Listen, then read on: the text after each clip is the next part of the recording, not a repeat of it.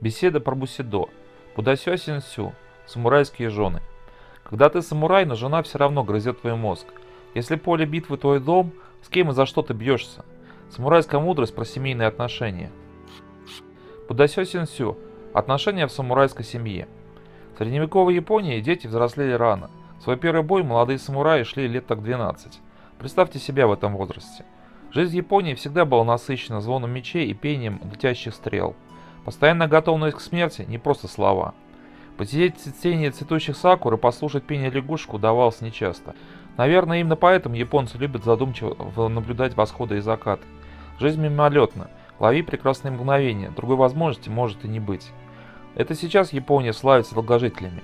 Раньше до преклонных лет доживали немногие. Самые умные, хитрые, умелые и молчаливые. Самураи были суровыми людьми, положение обязывало.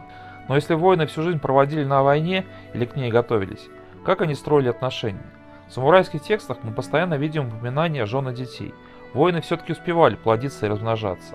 Ну, с когда понятно, в промежутках между походами. Даже самый жесткий самурай был готов оторваться с терзания меча и потратить пару минут на жену и создание нового самурая. Но как выглядело общение японских воинов со своими женами? Об этом сегодня нам расскажет Дадзодзи Юдзан, самурай и философ 17-18 веков. В своем классическом труде Будасё сенсю на напутствие вступающего на путь воина он наставляет молодых воинов. Глава 32. Самурай, который бьет жену, просто трус. Если жена делает что-то не соответствующее желаниям самурая, самое разумное – это объяснить ей, что правильно, а что нет.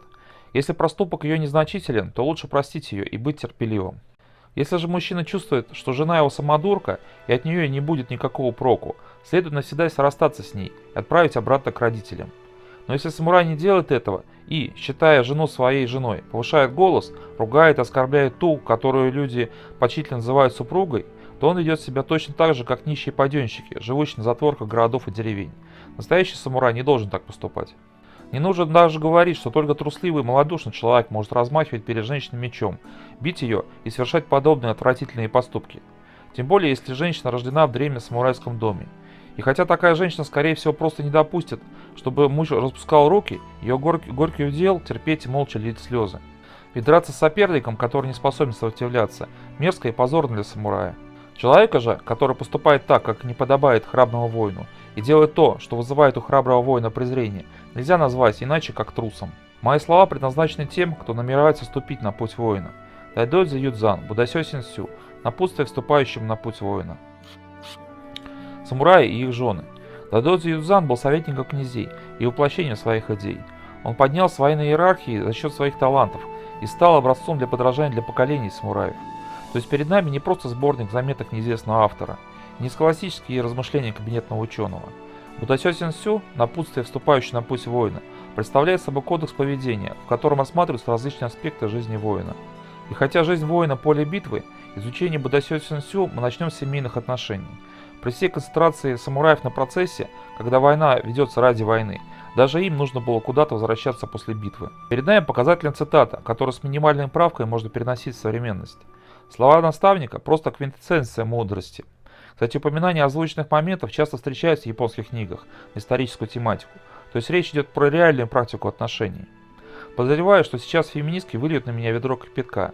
Однако мы рассматриваем построенную по азиатским принципам семью. К тому же в 21 веке эта модель все еще достаточно распространена. Напомню, средневековая Япония, 17 век, самураи. Страна представляет собой жестко формализованное кастово-конфуцианское общество. По конфуцианским канонам женская доля состоит в абсолютном служении мужу. А тут, внезапно, требование мужчине быть терпимым, прощать женщине ее недостатки, сохранять достоинство даже в случаях, когда она явно не права, находить общий язык и не действовать при помощи грубой силы. Весьма к месту слова из другой культуры и эпохи. Ты хочешь быть правым или счастливым? Конечно, женщина умеет выбесить, этот скилл у них прокачан на максимум. Но ведь отношения это всегда сложно, да и мы, будем честны, не новогодние подарки. Пользуясь случаем, я передаю привет людям, которые уверены, что азиатки не выносят мозг. Как отнесетесь к словам самого настоящего самурайского самурая? Получается, что японки даже в 17 веке грызли мозг. Ну а адепты мужского движения зовут наставников самураев оленем. Прежде всего, Дайдодзи Юдзан не считает женщин бесправными существами. Да, они бывают вредными, в словах заходят слишком далеко и нередко путают берега.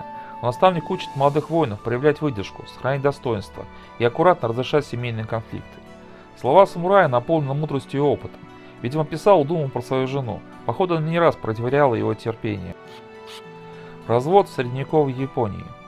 Крайне интересно упоминание развода. Совсем все плохо, найти общий язык не получается, отправь жену к родителям. А вот бить человека заведомо слабее себя недостойно воина. Если отношения не получаются, не стоит ругаться. Ни к чему мучить себя и ее, расставайтесь навсегда. Важный момент для всех нас. Сколько раз мы в своей жизни расставались и снова сходились. Мы понимали, что отношения уничтожают нашу жизнь, но все равно пытались начать все заново. А ведь в том же 17 веке в России, Франции или Великобритании мужчина общественной моралью фактически обязывался периодически учить женщину, то есть бить, чтобы, значит, знала свое место. Это было нормой для любого сословия. Степень обучения оставалась на усмотрение мужа. Если европейский мужчина не проявлял должной твердости, за дело бралась свекровь. Позволю себе упомянуть печально знаменитый домострой. Женщина там поставлена в положение почти что неодушевленного аппарата по производству детей и обустройству быта. Протоиерей Георгий Митрофанов, критика домостроя. В христианской традиции развод был запрещен в течение столетий. Сама по себе идея сохранения семьи абсолютно правильна. Но на практике запрет развода антигуманен и бесчеловечен. Короли за разводом обращались к папе римскому, хотя они чаще шли по более простым путем. Отправляли жен в монастырь, где их морили голодом, или просто травили. Люди попроще неудачные браки завершали иначе. Мужья забивали жен насмерть. В средние века это было обыденное явление. Ну так-то, если муж убил жену, это тюрьма. А вот если муж учил глупую жену, но она в итоге умерла, он тут ни при чем. Брак считался прекращенным по естественным причинам. На фоне этого Будайсё Синсю говорит о ненормальности расторжения брака. Неудачный брак не становился каторгой, из которого выход только в могилу. Причем японки вполне могли вновь выйти замуж. В отношениях все плохо, ну что с вами поделать, расходитесь. Удивительный гуманизм, особенно с учетом того, что во многих странах до сих пор нет развода. Также интересно различие китайских и японских традиций. В Китае женщине второй раз выходить замуж было разрешено только при коммунистах. При этом до сих пор разведенная женщина считается как бы проклятой. В реальности сейчас ей крайне сложно второй раз выйти замуж. Да и у современных у нас отношение к разведенной женщине и разведенному мужчине очень разное. Также мы должны помнить, у самурая было законное право решать вопросы жизни и смерти других людей, чем он регулярно пользовался. Поскольку человек всю жизнь проводил на войнах, смерть он в глаза видел постоянно. Так что корни семейной терпимости не в чьей-то сопливости или оленеватости. Просто женщина признается личностью на уровне общества. Честь женщины-самурая. Крайне важно, что за женщиной признается моральное право защищать свою честь. В современном мире я знаю страны, где самооборона выходит боком прежде всего обороняющимся. Даже при наличии законов, которые гражданина вроде бы защищают. Вы тоже знаете как минимум одну такую сторону. Про моральное право защиты чести я вообще молчу. Об этом даже не смешно говорить. Не зря возникла поговорка «лучше лежать на нарах, чем в тюрьме».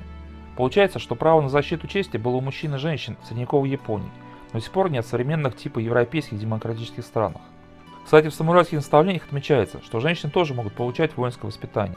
Женщины тоже могут обладать духом и навыками воина. Жена самурая по желанию тоже может изучать посильные для нее воинские искусства.